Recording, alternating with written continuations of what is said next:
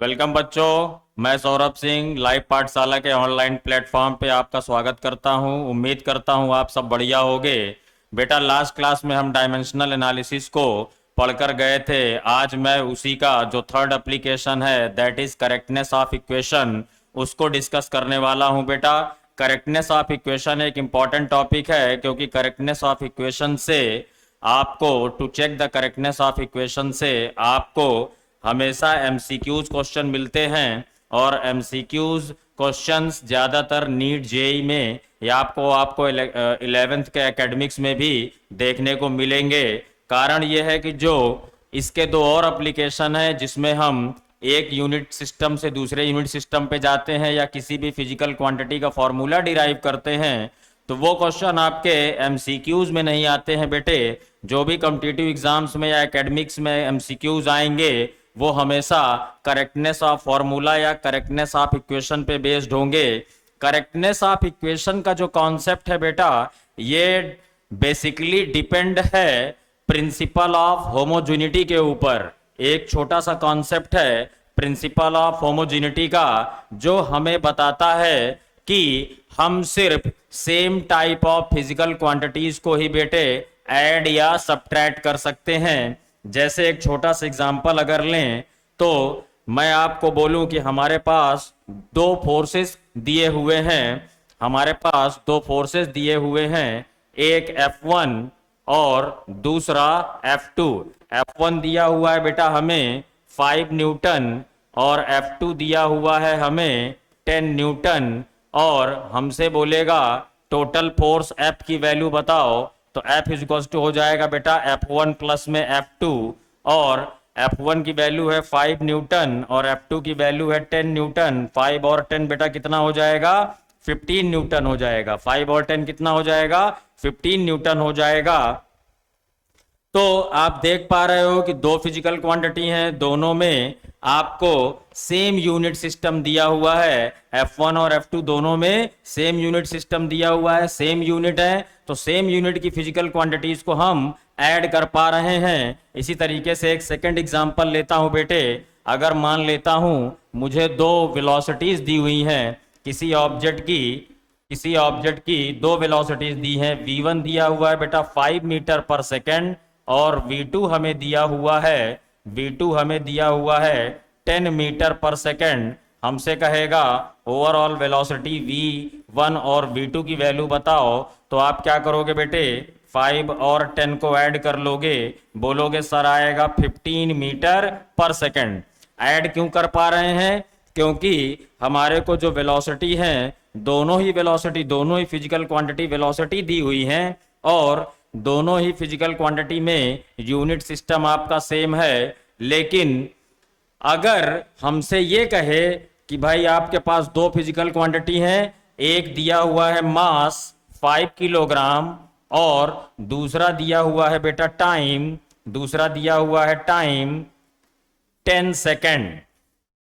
अब अगर हमसे कहेगा इन दोनों को ऐड करके दिखाओ या इन दोनों को सब्ट्रैक्ट करके दिखाओ, तो ये हमारे लिए पॉसिबल नहीं है, क्योंकि यहां पे जो फिजिकल क्वांटिटी हैं दोनों अलग अलग टाइप की फिजिकल क्वांटिटी हैं। हम सिर्फ सेम टाइप की फिजिकल क्वांटिटीज को ही ऐड या सब्ट्रैक्ट कर सकते हैं। बेटा इसी को हम लोग बोलते हैं प्रिंसिपल ऑफ होमोजेनिटी। यही कॉन्सेप्ट हमारा क्या कहलाता है बेटा? प्रिंसिपल ऑफ होमोजेनिटी, जिसमें लिखा हुआ है बेटे कि physical quantities having different dimensions cannot be added or subtracted with each other.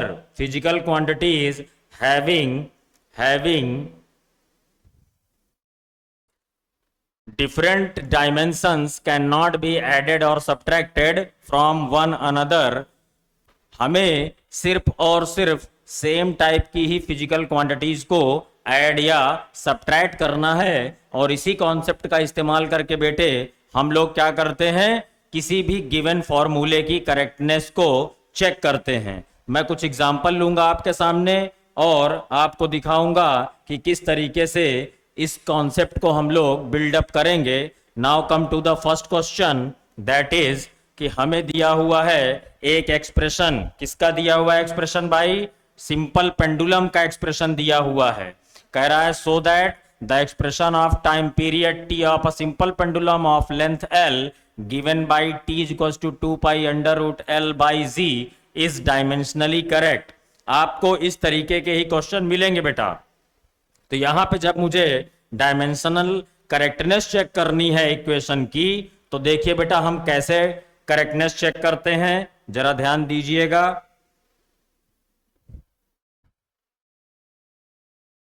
देखिए हमें दिया हुआ है क्वेश्चन कि एक सिंपल पेंडुलम है बेटा और उसका time period T equals to कितना दिया हुआ है आपको, 2 pi under root L by G. अब हमसे पूछ रहा है कि ये इक्वेशन करेक्ट है या इनकरेक्ट है। अब हम कैसे पता कर पाएंगे कि करेक्ट है या इनकरेक्ट है। अगर ये इक्वेशन करेक्ट होगा बेटा तो दोनों साइड में जो इक्वेशन में फिजिकल क्वांटिटीज दी हुई हैं उनका जो डायमेंशन आएगा वो सेम आएगा बेटा। तो जरा ध्यान दीजिए, देखिए मैंने आपसे बोला है कि जितने भी कांस्टेंट नंबर हैं जैसे पाई है बेटा या एक्सपोनेंशियल फंक्शन है या ट्रिग्नोमेट्रिक रेशियोज हैं, sine theta, tan theta, cos theta या लॉगरिथमिक फंक्शन है लॉग ई बेस एक्स, इस तरीके का कोई नंबर दिया हो बेटा 1/2, 3/4, इस तरीके के जो नंबर दिए होते हैं, कांस्टेंट नंबर दिए होते हैं, ये डायमेंशन लेस होते हैं। ध्यान रखिएगा नेचर में ये कैसे होंगे भाई, डायमेंशन लेस होंगे। और डायमेंशन लेस होने का मतलब ये नहीं है कि इनकी डायमेंशन 0 होगी। जहां पे डायमेंशन लेस होगा वहां पे नंबर 1 लिखेंगे बेटा, डायमेंशन लेस की जगह पे 1 यूज करते हैं, ध्यान रखिएगा।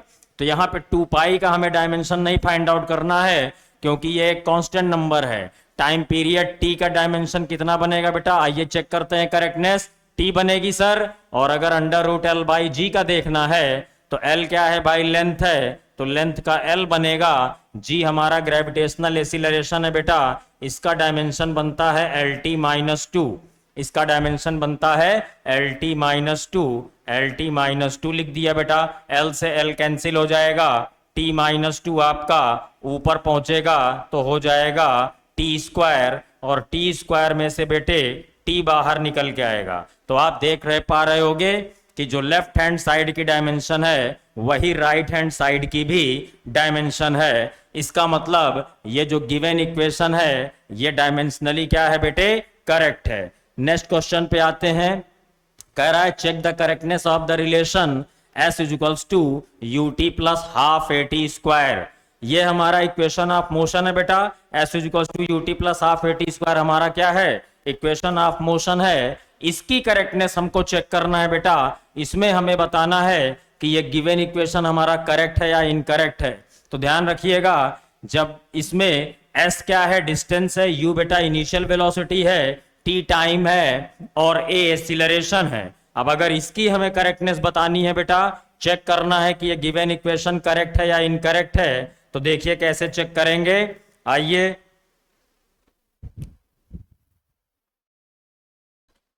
हमारा इक्वेशन जो है बेटा वो दिया हुआ है, इक्वेशन दिया हुआ है s is equals to ut plus में half at square, ut plus में हाफ at स्क्वायर हमको दिया हुआ है बेटा, और इसकी करेक्टनेस हमें चेक करनी है। s क्या है, डिस्टेंस है। फिर से वही वाली बात मैं जो रिपीट कर दे रहा हूं कि दोनों साइड में जो हमारे टर्मोलॉजी होंगे अगर ऐड किया है, इसका मतलब कि दो जितने भी टर्मोलॉजी लिखे हुए हैं, जितने भी टर्म लिखे हैं सबकी डायमेंशन सेम होगी। लेफ्ट हैंड साइड में जो टर्म लिखा हुआ है और राइट हैंड साइड में जो टर्म लिखे हुए हैं, जो क्वांटिटीज लिखी हुई हैं उनकी डायमेंशन भी आपस में सेम होनी चाहिए। एस क्या है भाई, डिस्टेंस है, डिस्टेंस का मतलब हो गया लेंथ, डायमेंशन एल हो गया बेटा। यूटी में यू इनिशियल वेलोसिटी है बेटे, वेलोसिटी का डायमेंशन होता है एल टी माइनस 1, और टी टाइम है, टाइम का डायमेंशन हो जाएगा टी। यहां पावर +1 है, यहां पावर -1 है, टी पावर 0 बेटा 1 हो जाएगा, आपके पास डायमेंशन बनेगा एल। इसी तरीके से अगर मैं हाफ at स्क्वायर की बात करूं तो अभी मैंने सिखाया बेटा कि हाफ at स्क्वायर में हाफ का डायमेंशन नहीं निकलेगा, एक्सीलरेशन का डायमेंशन होता है बेटा एल टी माइनस 2 और मल्टीप्लाई में टी स्क्वायर है, टाइम का डायमेंशन टी स्क्वायर हो गया भाई। -2 पावर +2 पावर कैंसिल हो जाएगा, टी पावर 0 1 हो गया। तो फर्दर जो डायमेंशन बनी वो कितनी बनी भाई, एल बनी। तो देख पा रहे होंगे जितनी भी टर्मोलॉजी लिखी हुई है सबकी डायमेंशन सेम है, इसीलिए ये हमारा गिवन इक्वेशन क्या है बेटा, करेक्ट है। Now come to the third question. ये देखिए एक बढ़िया क्वेश्चन है, यहां से आपको कुछ ना कुछ बेसिक सीखने को मिलेगा। हमसे कह रहा है write the dimension of A and B in the relation P is equals to B minus x square upon में 80। तो बेटे जरा ध्यान दीजिएगा, जब भी आप किसी फिजिकल क्वांटिटी की डायमेंशन पूछेगा, किसी फिजिकल क्वांटिटी की डायमेंशन निकालने के लिए कहेगा, तो यहां पर भी हम लोग कॉन्सेप्ट प्रिंसिपल ऑफ होमोजेनिटी का ही इस्तेमाल करते हैं। P is equals to B minus x square upon में 80 में बेटा P आपका प्रेशर है, B और A का डायमेंशन हमें फाइंड आउट करना है, X डिस्टेंस है और T टाइम है बेटा। तो यहां पर इस इक्वेशन का जब डायमेंशन करेक्टनेस के थ्रू हम लोग फाइंड आउट करेंगे ए और बी का, तो देखिए हम लोग फायदा किस चीज का उठाएंगे, हम लोग फायदा उठाएंगे कि हमको बोला है कि b माइनस एक्स स्क्वायर, देखो क्या लिखा हुआ है बेटा, b माइनस एक्स स्क्वायर। अब अगर b और एक्स स्क्वायर, b में से एक्स स्क्वायर माइनस किया है, इसका मतलब जो डायमेंशन बेटे एक्स स्क्वायर की है वही डायमेंशन किसकी है, b की है बेटा। वही डायमेंशन हमारी किसकी है, b की है। तो b की डायमेंशन बन गई भाई हमारे लिए एल स्क्वायर। क्या डायमेंशन बन गई बेटा, एल स्क्वायर बन गई, क्योंकि x क्या है हमारे लिए, डिस्टेंस है। अब इसका मतलब बेटा कि b माइनस एक्स स्क्वायर की जगह हम एक्स स्क्वायर का dimension that is L square place कर सकते हैं अपने इक्वेशन में, जो कि है p is equal to b minus x square. तो F B minus x square का जो डायमेंशन बन रहा है वो एल स्क्वायर बन रहा है, और नीचे आ रहा है बेटा 80। पी हमारे लिए प्रेशर है, प्रेशर का फॉर्मूला होता है बेटा फोर्स अपॉन में एरिया, प्रेशर का फॉर्मूला होता है फोर्स अपॉन में एरिया। फोर्स का डायमेंशन मेरे बच्चे होता है MLT माइनस 2 और अपॉन में एरिया का डायमेंशन होता है बेटा एल स्क्वायर। तो ये बन जाएगा आपके लिए ML माइनस 1 और T माइनस 2। ये हमारे लिए प्रेशर का डायमेंशन आ गया। तो हमें चाहिए A का डायमेंशन, तो A इज इक्वल्स टू हो जाएगा बेटे एल स्क्वायर अपॉन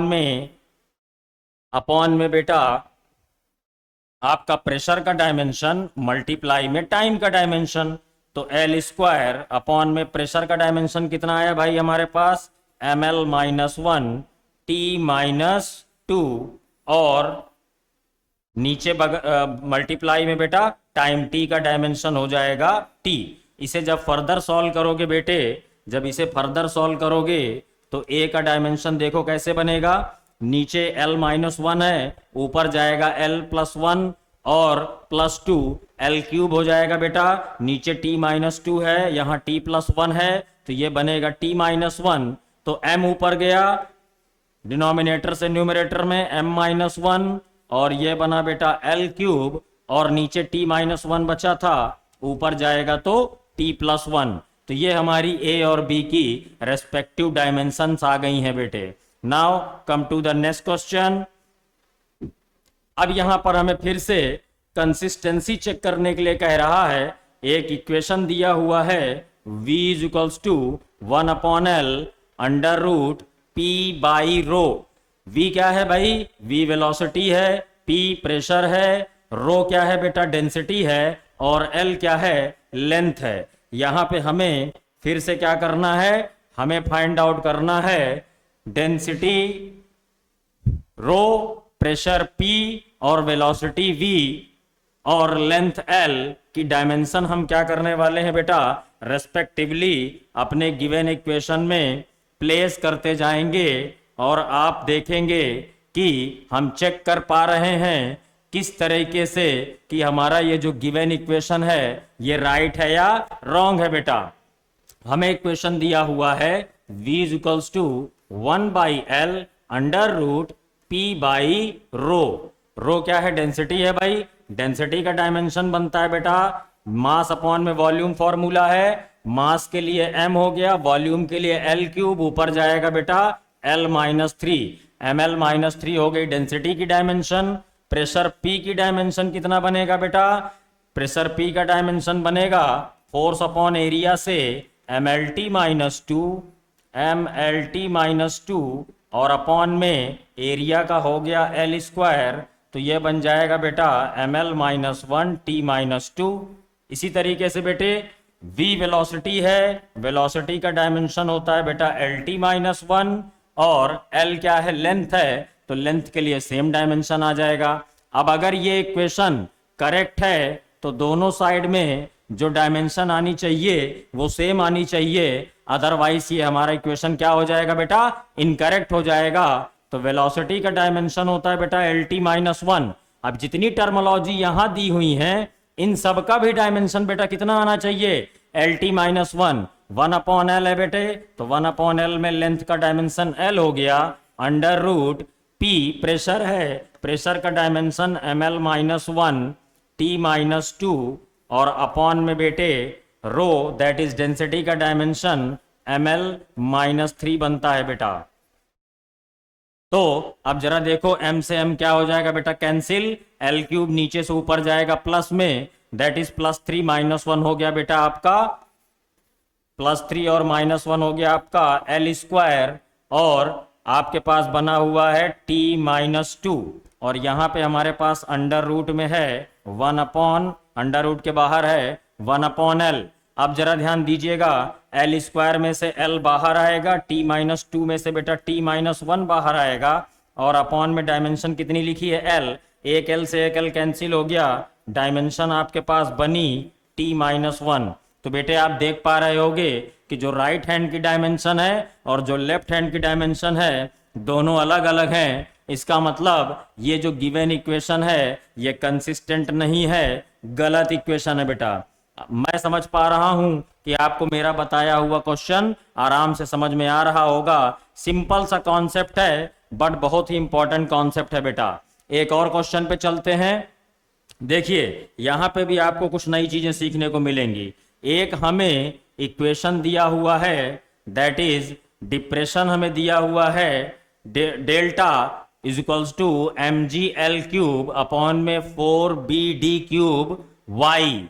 y क्या है सर, यहाँ y है बेटा हमारे लिए यंग मॉडुलस, m है मास, g है ग्रेविटेशनल एक्सीलरेशन, l बेटा लेंथ है, b विड्थ है, d डेप्थ है। और डिप्रेशन भी जब हम लोग बेटे गहराई में जाते हैं तो वहां पर वर्ड डिप्रेशन इस्तेमाल किया जाता है, ध्यान रखिएगा। तो गहराई या डेप्थ भी हमारे लिए एक तरीके से लेंथ है, ठीक है। तो हमें क्या करना है, इस इक्वेशन का करेक्टनेस चेक करना है कि गिवन इक्वेशन हमारा करेक्ट है या इनकरेक्ट है बेटा।